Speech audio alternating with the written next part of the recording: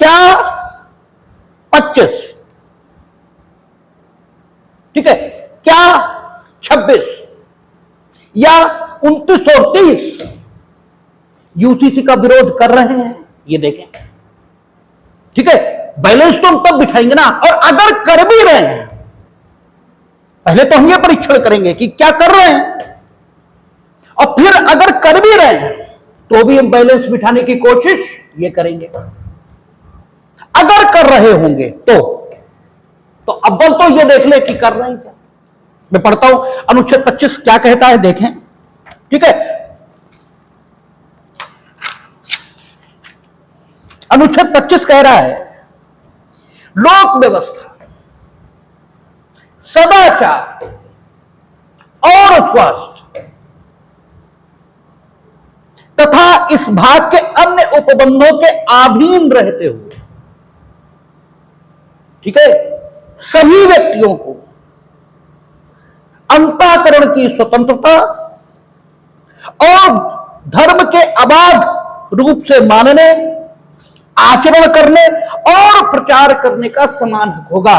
यानी आपको जो धर्म की स्वतंत्रता मिली भी है वो भी एब्सोल्यूट नहीं है, और बस यही वो इश्यू है जो इस देश में 1947 से लेकर 2024 तक बताया ही नहीं गया। यहां धर्मनिरपेक्षता की परिभाषा मुस्लिम पुरुषों की मांग पर की गई, मुस्लिम महिलाओं की लगातार उपेक्षा की गई। मुस्लिम पुरुषों ने जैसी धर्मनिरपेक्षता बता दी, बस वही हमारे देश के राजनेताओं ने कहनी शुरू कर दी, और तब सोशल मीडिया नहीं थी, इसलिए माननीय उच्चतम न्यायालय का व्यू कुछ पढ़े लिखों तक सीमित रह गया। वो लीगल फील्ड के और लीगल फील्ड की दुरावस्था कम से कम हम लोगों से बेहतर कौन जानता है। वो सिर्फ काला कोट ही डाले हैं, बाकी तो उन्हें कानून की एबीसीडी नहीं आ रही।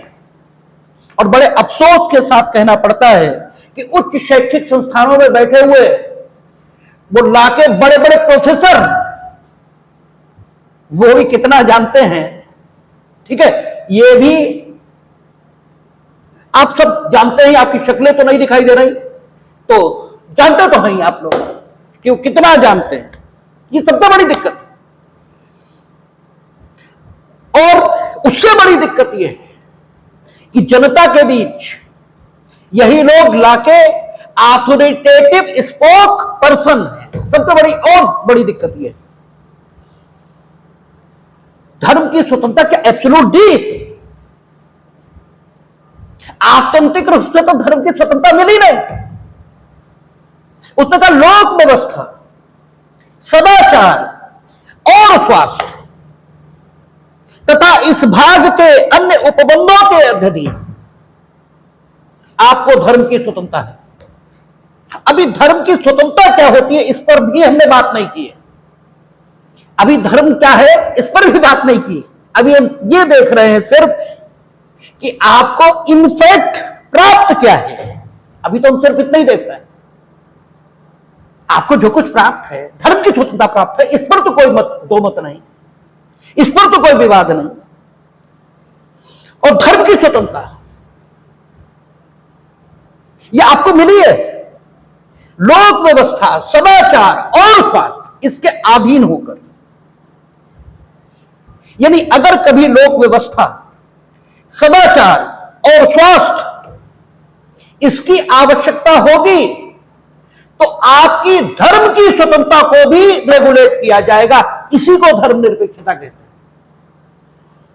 इसी को धर्मनिरपेक्षता कहा जाता है कि अगर आपकी धर्म की स्वतंत्रता भी, लोक व्यवस्था, सदाचार और स्वास्थ्य और इस अध्याय के अन्य उपबंध यानी सारे फंडामेंटल राइट उनके विरोध में आ गई तो आपकी धर्म की स्वतंत्रता को भी रेगुलेट करेंगे। ठीक है, अब देखें, और ऐसा हम नहीं कह रहे हैं, माननीय उच्चतम न्यायालय ऐसा कर चुका है। मुकदमा है गुलाम Abbas versus state of Uttar Pradesh. सब मुझे ध्यान नहीं, आप लोग अपनी कॉन्स्टिट्यूशन की किताबें देखेंगे उसमें सब में मिलेगा। गुलाम Abbas versus state of Uttar Pradesh, इसमें मामला क्या है? मामला है, शायद बनारस का मामला है, शियाओं की जमीन पर सुन्नियों की दो कब्रें हैं। शियाओं की जमीन पर सुन्नियों की दो कब्रें हैं और दोनों सेक्ट की मान्यताएं अलग हैं, लेकिन दोनों सेक्ट ये मानते हैं कि व्यक्ति के मरने के साथ, हमारे यहां यमराज माने गए हैं मृत्यु के देवता, और इनके यहां हजरत इजराइल अलैहिस्सलाम वो माने गए, नहीं सॉरी मिकाइल, इजराइली बने, उनको मृत्यु का फरिश्ता माना है। ठीक है, वो आदमी की रूह को कब्ज करेंगे, ठीक है, और आदमी इस दुनिया से पर्दा कर लेगा, इस दुनिया से पर्दा कर लेगा, और फिर उसकी, ठीक है, कब्र की जिंदगी शुरू हो जाएगी और उसके नामाए अमाल का फैसला बरोज कयामत होगा मैदान महशर में। ठीक है, उसका न्याय किया जाएगा स्वयं ईश्वर के द्वारा। ऐसा अकीदा इनका है, ऐसा विश्वास इनका है। इसके लिए कब्र में आदमी रहेगा, और जो कब्र में रहेगा तो कब्र बदली नहीं जा सकती, कब्र बदली नहीं जा सकती, क्योंकि वह आखिरत के बाद का घर है और किसी का घर ऐसे तो नहीं बदला जा सकता, इसलिए कब्र ट्रांसफर नहीं हो सकती। अब गुलाम Abbas versus state of Uttar Pradesh में देखें, सुन्नियों की दो कब्रें शिब्र शियाओं की जमीन पर है, रोज झगड़ा हो रहा है, रोज झगड़ा हो रहा है। सुन्नी अपने रिट्यूज कर रहे हैं और शिया अपने रिट्यूज कर रहे हैं, रोज झंझट हो रहा। सुप्रीम कोर्ट ने डिसीजन दिया और कहा लोक व्यवस्था के नाते, लोक व्यवस्था के नाते धर्म मना कर रहा है, धर्म मना कर रहा है, लोक व्यवस्था के हक में वे कब्रें वहां से शिफ्ट की जाएंगी दूसरी जगह पर। इसका मतलब यह हुआ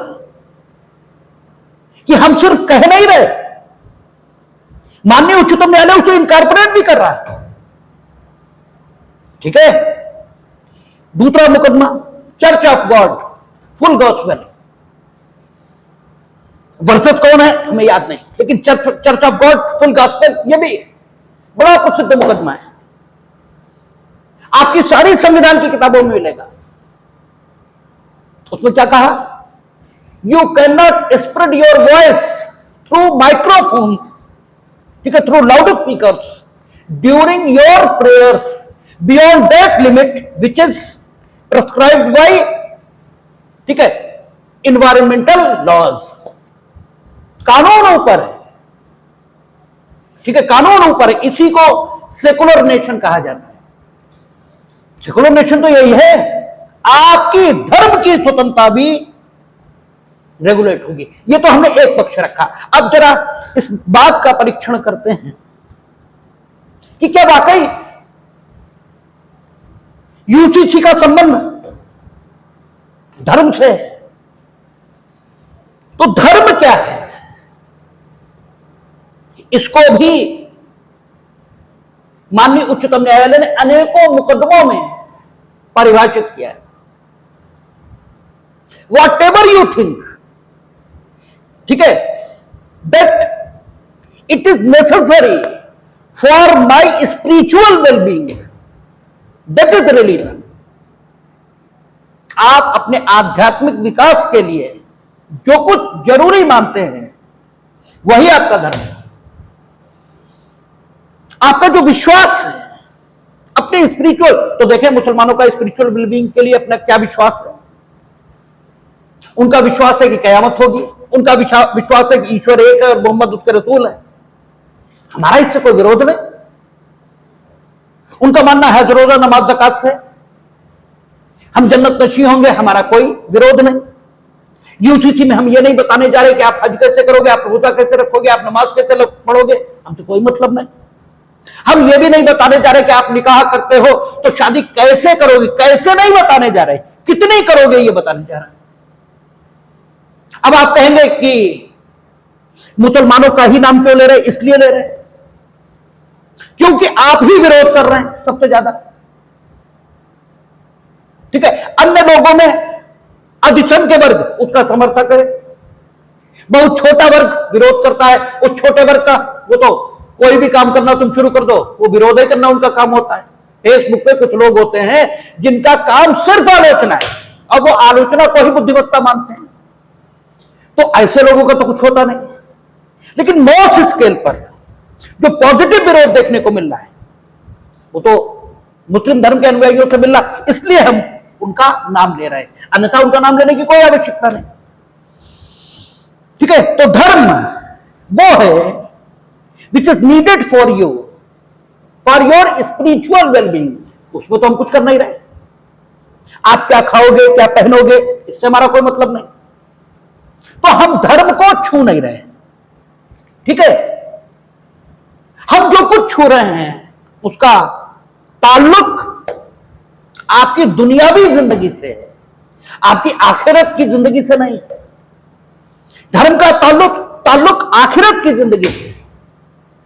और चलो दुनियावी जिंदगी से भी मान लें तो भी हम उन विषयों को नहीं छू रहे जिन विषयों का संबंध आपके धर्म से हो सकता है, और आपको धर्म का अधिकार मिला है, और वो भी लोक व्यवस्था, सदाचार और स्वास्थ्य। यानी अगर मुस्लिम महिलाओं को जो होने वाली मेंटल डिजीज, ठीक है, सदाचार जिसकी परिभाषा बहुत बड़ी हो सकती है, उसके निमित्त भी अगर आपके धर्म को भी रेगुलेट करना पड़े तो भी गलत नहीं है। किया किसने? गुलाम अब्बास, चर्च ऑफ फुल, ठीक है, church of God full gospel, इसमें किया है, शुद्ध धर्म को ही रेगुलेट किया है। ठीक है, और यहां तो धर्म को रेगुलेट करने की बात ही नहीं। तो अनुच्छेद 25 ये तो आपको कुछ दे नहीं रहा। ठीक है, यूसीसी जिन विषयों पर लागू होगी वे तो किससे संबंधित विषय हैं? विवाह, तलाक, उत्तराधिकार, विरासत, ठीक है, इनसे संबंधित विषय है। तो उससे मतलब क्या है आपका? ठीक है, और इन विषयों को रेगुलेट करने की ताकत तो अबाध और असीमित ढंग से 25(2) में लेजिस्लेचर को मिली। क्या कहता है 25(2)? कहता है इस अनुच्छेद की कोई बात किसी ऐसी विद्यमान विधि के प्रवर्तन पर प्रभाव नहीं डालेगी या राज्य को कोई ऐसी विधि बनाने से निवारित नहीं करेगी जो धार्मिक आचरण से संबद्ध किसी आर्थिक, वित्तीय, राजनैतिक या अन्य लौकिक क्रियाकलाप का विनियमन या निर्बंधन करती है। तो इन विषयों पर, ये लौकिक विषय में आएंगे ना, ये लौकिक विषय, तो लौकिक विषयों का इनेक्टमेंट ये तो स्टेट के पास अबाध रूप में प्राप्त है।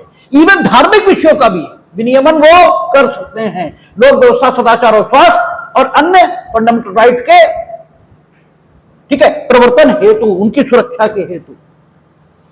तो 25 में तो कोई ऐसी बात नहीं,